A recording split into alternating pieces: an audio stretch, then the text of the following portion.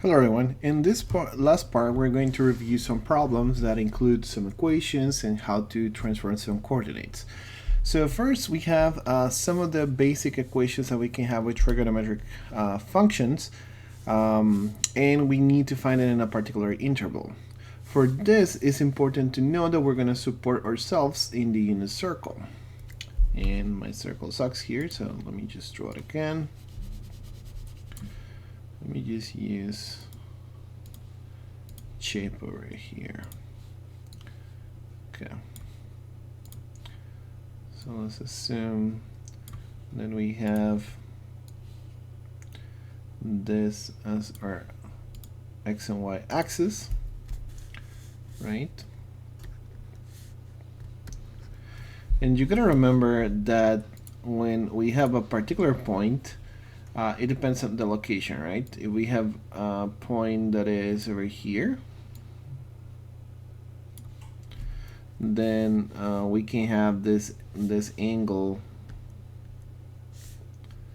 that is here, right? This is in the quadrant 1.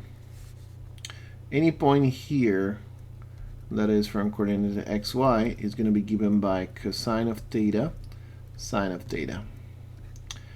And x can be measured here. So for example, if we're getting the same x, then we can make a line. So for example, we're getting x equals minus 1/2 or 1/2. My x equals minus 1/2 should be around here. If this is the unit circle, then it should be where the point minus 1/2 is going to land. So let's see here. Here equals x minus 1/2. And so that's giving me 2 points. It's giving me this point and this point. And that produces 2 different angles. It's going to produce this angle here. And it's also going to produce this angle here. Okay? So depending of the positioning, for example, this is the first angle here for this cosine of x equals minus 1/2. This is the first one, and this is the second one, theta 2. And there's a bunch of rules that works with this. So if theta lives on the quadrant 1, then we can think of this as the reference angle. And I'm gonna call alpha equals the reference angle. The reference angle is that angle that is more easy to calculate because it's an acute angle. As you can see, if the angle lives on the second quadrant, then it gets much more difficult to calculate. And let's say that the angle is here in the second quadrant.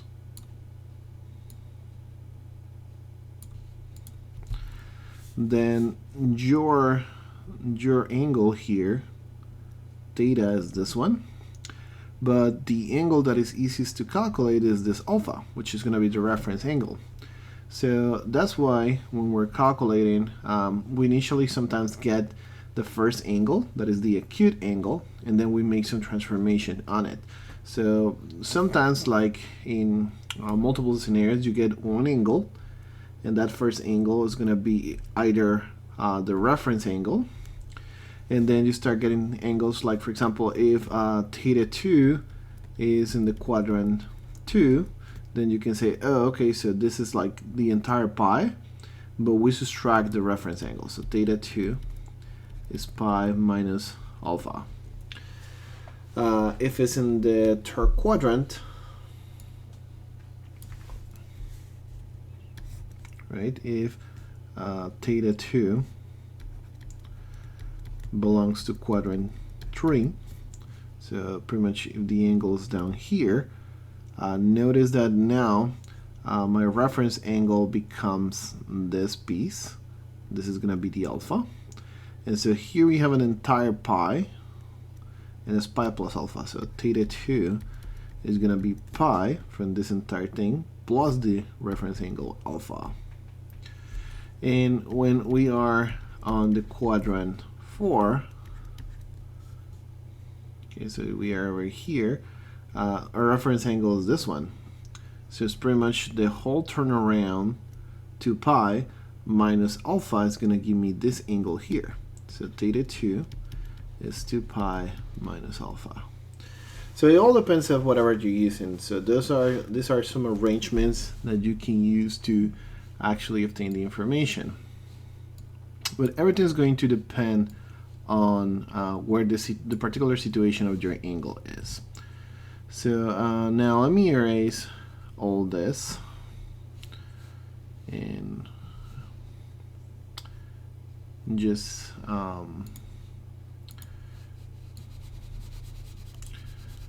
clean up the screen a little bit for the equations that I'm going to use.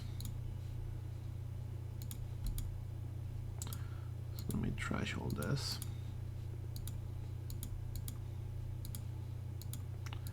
And maybe I'll keep this one out since I can use it for the equations that I'm going to use in a bit. Okay. Alright, so let me keep it here.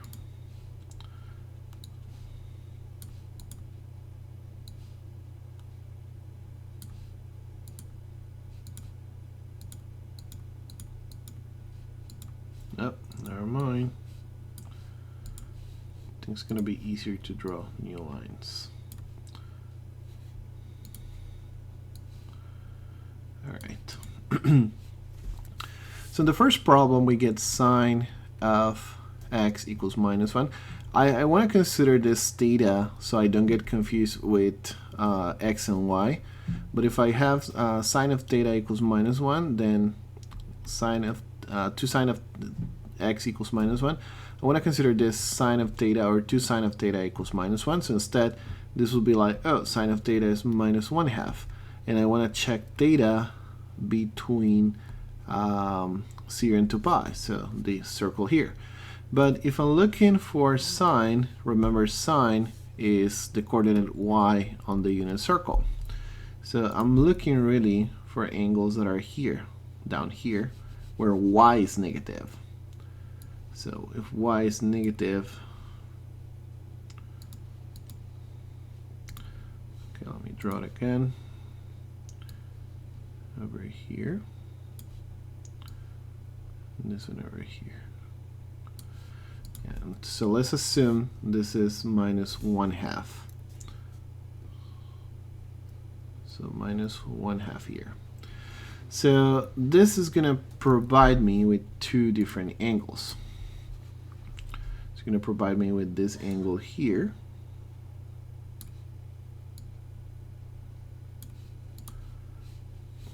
Which of course is given by this. So this is my theta 1.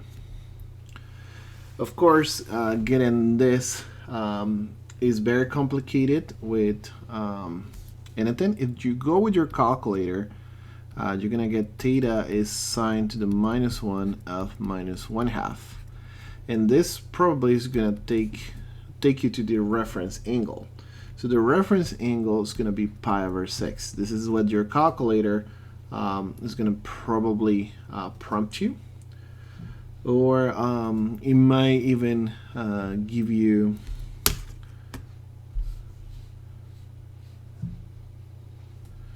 so I have my doubts of what your calculator will actually produce.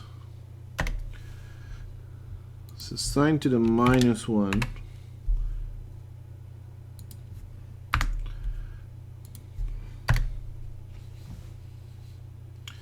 yeah, this will probably give you minus pi over 6, since remember that what the calculator is going to give you is value on the domain of sine to the minus 1, and so it's going to give you something between minus pi over 2 and pi over 2. So if you do that, then you get this value here, minus pi over 6. But minus pi over 6 is like a value over here. So we don't really want that value, but we can use it to know what is the reference angle, because so this value here will give you minus pi over 6, but what this means is that this angle here is pi over 6. That's the reference angle. Okay, so that's the reference angle, and so with that information I can know that theta 1 is going to be pi plus pi over 6. So that's going to give me 7 pi over 6.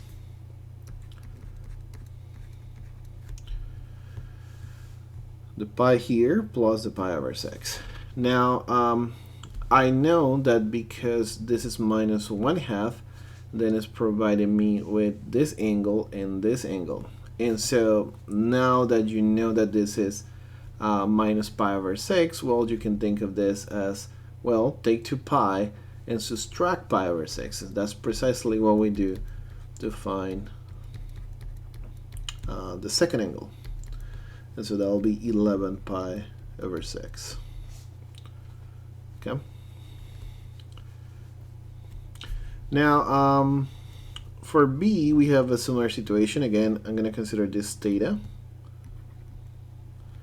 And so we have cosine of theta equals minus the square root of 3 over 2. So now this is a negative cosine, so negative x. So if we are going again to check on the unit circle, which should be our guide, a negative theta, negative minus square root of 3 over 2 should be on x. So I'm checking this line, and I'm saying, well, this line is minus the square root of 3 over 2. So this is going to provide me with two angles. This first angle here,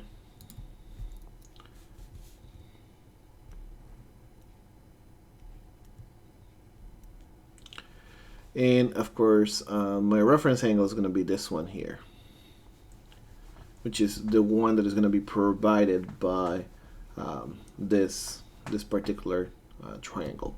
So if I find again the reference angle here, I'm going to find out again that this is going to be providing a reference angle alpha of pi over 6. You do cosine to the minus 1 of minus square root of 3 over 2. You'll find out that this is giving me an absolute value. It's probably going to give me this value of pi over 6. And so that's my reference angle, but you can see that this has to be an angle that is bigger than pi half. Pi over 6 is not. So I know that this is the situation. My first angle is, of course, going to be pi minus pi over 6. So the entire pi minus pi over 6, and so that's 5 pi over 6. And theta 2 is going to be this angle here. Well, okay, shifts quite a bit.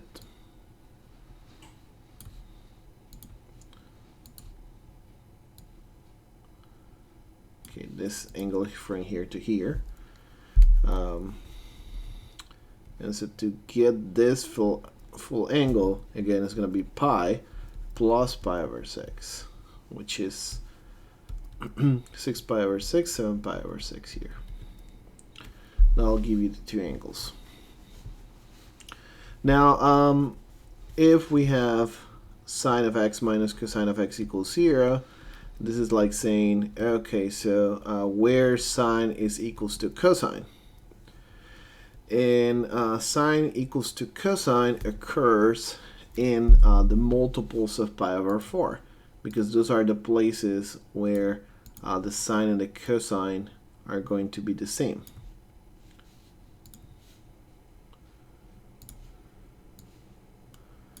Remember, so pi over 4. Here they're both positive, and the other one will be where they're both negative, which is 5 pi over 4. So this will be the 2 points where they're the same. So that means that x is equals pi over 4 and 5 pi over 4. Now equation D here has me going for sine of x cosine of x equals 0. So this has two situations, sine of x equals 0 or cosine of x equals 0.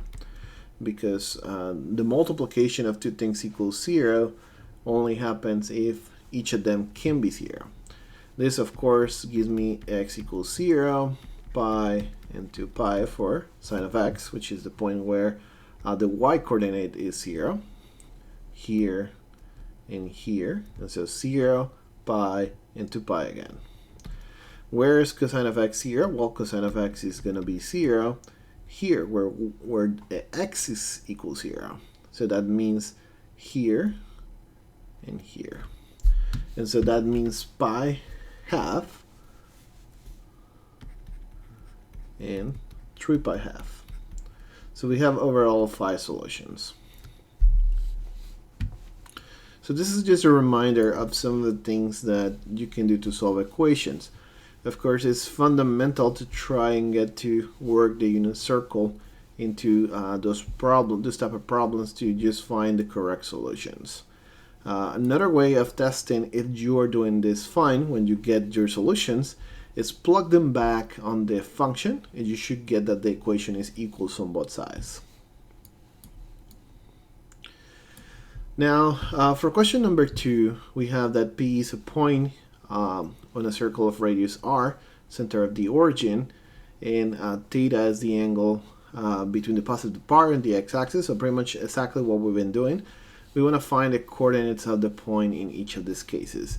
So what you got to remember here is that x and y can be given by the coordinates r cosine of theta, r sine of theta. So this is for a circle that is not from radius 1 anymore, but for an arbitrary radius. So we can see x r cosine, y r sine. So in this case, it's just a matter of just plugging what each of these cases is. So here will be 2 cosine of 3 pi half, 2 sine of 3 pi half. And of course, then at that point, you plug in your calculator and you find out what each of those points is. So here we have 6 cosine of 3 pi over 4, and here 6 sine of 3 pi over 4. And 3 pi over 4 is one of those where we have a square root of 2. So this is 6 times minus the square root of 2 over 2, 6 times the square root of 2 over 2. So minus 3 square root of 2 and 3 square root of 2. Finally, 6, say we have that this is 3 cosine of minus pi over 3 and 3 sine of minus pi over 3. Here is a good thing to remember the rules of odd and even for sine and cosine function. The cosine of something negative is the same as the cosine of the same thing positive, and for the sine, having a negative, just pull it out of the inside. So now we have 3 cosine of pi over 3 and minus 3 sine of pi over 3, which is going to produce 1/2 here. So this becomes 3 times 1/2, and this becomes minus 3 square root of 3 over 2, which at the end will give us the point 3/2 minus 3/2 the square root of 3. All right, moving on. Question number 3 says, suppose that you have an object that starts at point A in the diagram and travels around the circle in a counterclockwise direction. So this is going in this direction here. Assume that the object takes 12 seconds to travel around the circle once. So that means that it completes a full circle in 12 seconds. We want to know, given that the radius of the circle is 3, how long will it take to reach the point 3, 0, which is this point here. So we want to know how much will it take to move this amount. Okay, so first thing that happened is that the rate of movement is, it covers 2 pi radians by 12 seconds, because this is what it tells that it takes to cover the circle once. So it means that per second this is going pi over 6 radian per second. And notice that how much we're covering from here. We're in the 2 pi over 3 right now. So to cover how much it takes to reach here, we need to know how many radians are here. But we can calculate this by doing 2 pi minus 2 pi over 3. And so that's going to be 4 pi over 3.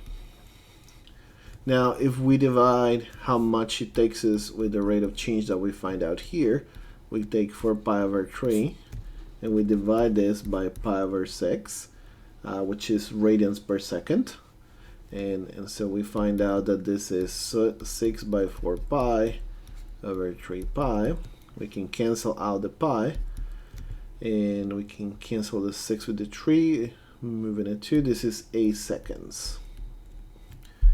So that's how much you will take to move from here in here to that speed that is being covered. This is a lot of ways that it can be presented. This can be presented as a playground.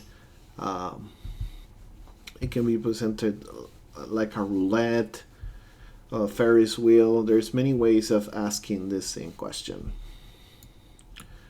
Now, question number 4 considers that you have y of t equals a plus b sine of pi half t. You want to assume that both a and b are positive and that y of 0 is 5. We want to determine also a and b, knowing that the maximum value is 10.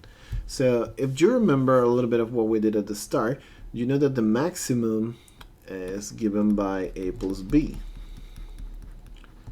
But we can get a lot of information from that. So if the maximum is a plus b, we know that is 10. But we also get the information that y of 0 is 5. And y of 0 is going to be sine of 0 disappears. So this is telling me that a is 5. So this implies that 5 plus b is 10. And that implies that b is also 5. So with this, we determine both of the values of question number 4.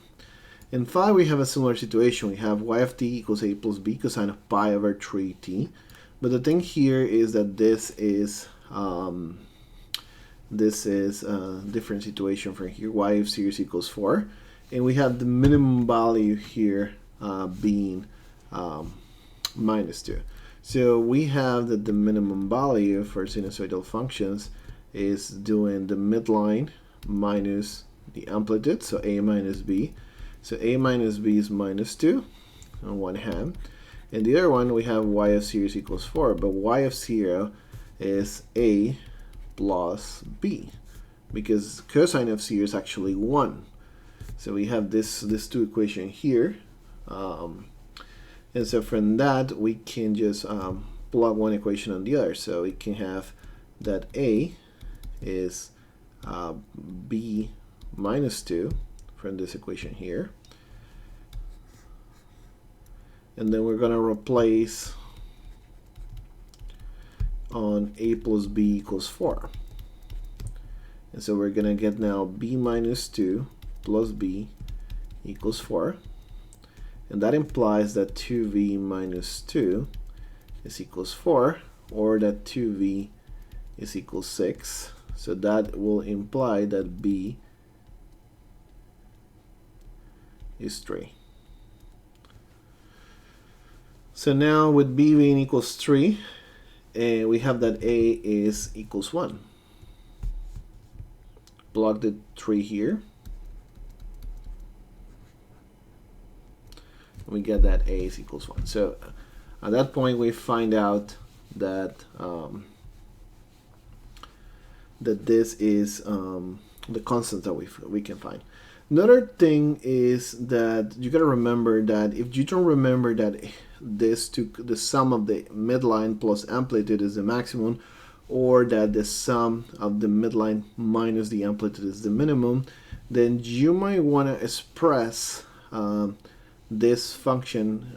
You might want to make a graph to find out how those things are related to the amplitude. But at the end, you're going to get to these values here. So it's always good to remember midline plus amplitude maximum, midline minus amplitude is minimum, regardless of what type of sinusoidal functions you have. Now, question number 6 is we want to find the values of this full sinusoidal function corresponding to this graph. So now here we're going to do the usual. So the first thing is trying to determine things like, well, what is going to be the period, what is going to be the shift, those kind of things. So for example, if I go from here to where this is repeating here, so a full turn, you can see that it's from 5 to minus 3. You can see that the period is actually 8. But at the same time, this is 2 pi over the speed here, which is c, right? Well, actually c pi. Seems to be the constant. There's a constant here multiplied, so c pi. So this means that c is a 2 over 8.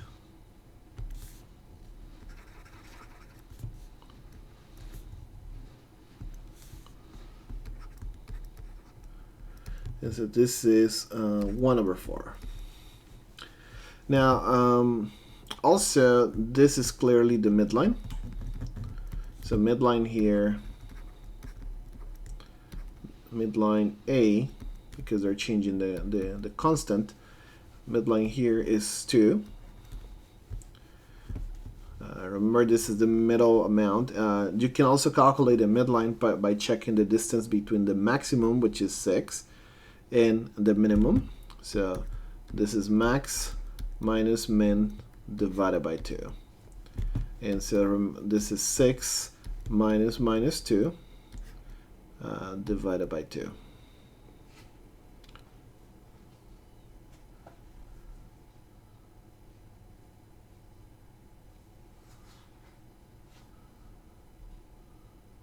Sorry,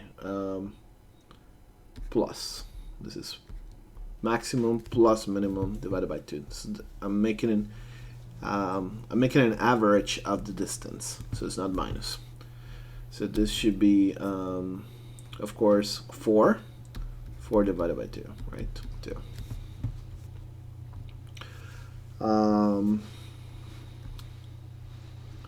Right. So this is midline. We have the midline. We have the period. And so now we're missing the amplitude, but the amplitude, you can see that is the distance between the midline and the maximum. So amplitude is b equals 4. And so with this, we see that the full f of t is going to be 2 plus 4 sine of 1/4 by t. And so, oh, I'm missing the shift, the horizontal shift. And as you can see, this could be a sign that is essentially shifted 1. So this should be normally what should be the start of the sine function. The start of the function always in 0 is 0. So if this is being 0 at 1, of course plus the midline, it means that the shift here is by 1. Normally the function should be here. Should be doing this here. Okay. So it's like shifted to the left by 1, or to the right. Depends on how you're seeing it.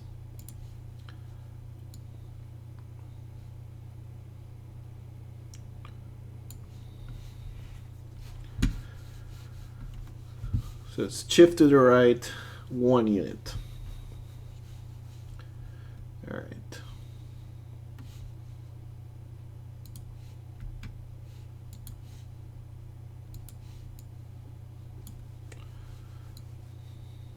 Now, question 7 has a similarity.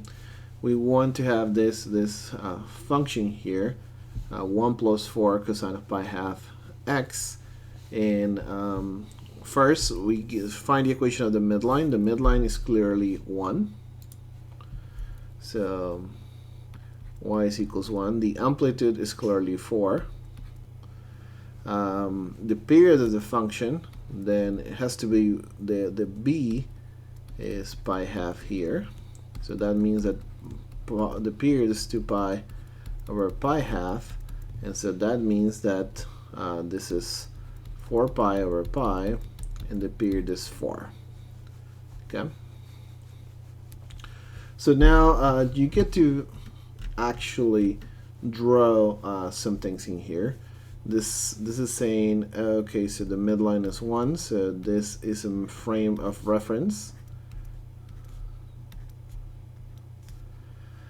The amplitude is 4, so it means it's going to go up to 5. If this is the middle, it means that it's going to give up to -3.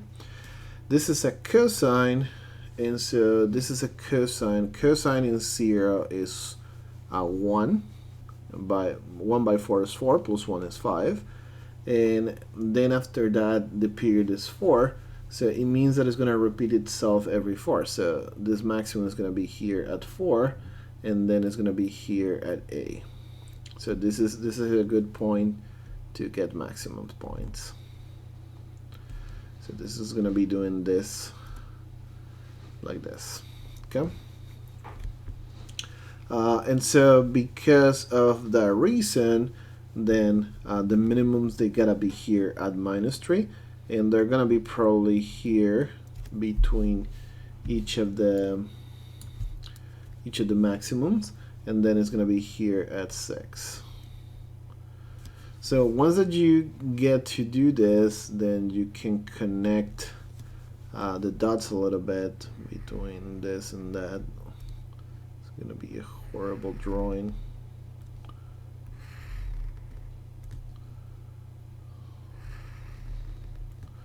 But it should be something like this. Okay, drawing with this tablet is a little bit difficult, but let's confirm that actually is how it's supposed to go. You can check it out with Desmos. So let's do y equals 1 plus 4 cosine of pi half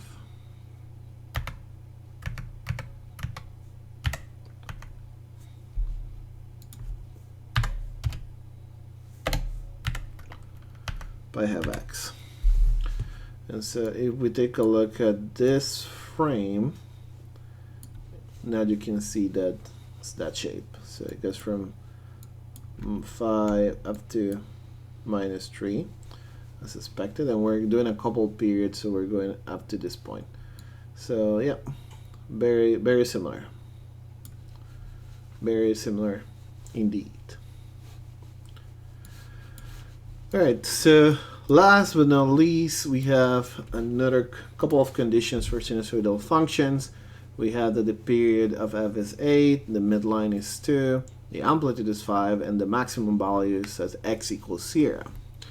So here, the first thing that we can do is we can use the information of the midline. The midline is going to be very important and help me set up all the information that I have. So midline is here. And remember, here we have that the amplitude is 5. So it means that we go 5 units above from the midline. So because we have a maximum at 0, this means that here we have a maximum at 7. 0, 7 is going to be my maximum. Because there's the maximum value of x equals here. We have this one. We have the amplitude of f is 5. So that's how I know that from 2 I got to go 5 units down here. Now this is repeating every 8, so it means that in 8 I'm going to have another maximum here, and the other maximum is going to be in 16, right? Because these are the maximums, it means that the minimums are going to occur on 4, just in the middle of the two maximums, and because the amplitude is 5, so I gotta go 5 units below, and so it's gonna be here in -3. So here we have a couple points that we can draw, this, this, and this. And now from this we can start drawing the points. Also, this is gonna touch 0 here too. This is gonna touch 0 here at 6.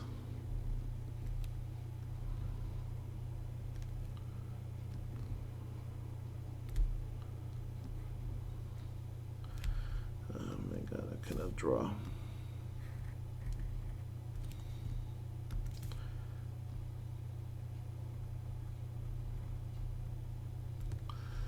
Okay.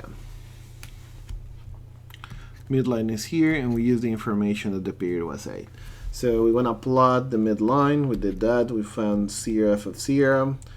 And we want to plot the point for x equals 8. We did that. X equals 4, we did that, which is the minimum, and x equals 2, which is one of the points where you gotta close for the midline.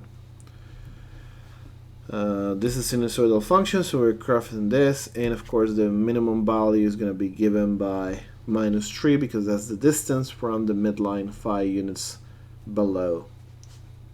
So 2 minus 5 is going to give me -3. Okay. All right, so that is pretty much how to find all these units. Of course, over here you want to give the answer. You're plotting it, but in 8 you're getting 7. In 6 you're getting 2. In 4 you're getting -3. And in 2 you're getting 2 as well. You want to know also for what values of the interval from 0 to 12, this is going to be equals to 2, so equals to the midline. So of course, this is going to happen on x equals 2, x equals 6, and of course I got to go down here probably in 10. Because remember, this point is occurring every 8, so 2 plus 8 is 10. Then 6 plus 8 is here 14. So that's what the other one will occur. And of course, whenever you're not in exam, you can confirm some of these things with your Desmos calculator. And you can do it with your normal calculator, plotting the type of function ones that you have all the information. You gotta plot it like y is equals 2 plus amplitude of 5 sine of, and then the period is 8. So 8 is equals 2 pi over b. So that implies that b is 2 pi over 8. So pi over 4, so pi over 4x. So if you plot this and you get something similar to this, then you know you're right. Right? And so that's the end for the exam 1 review problems.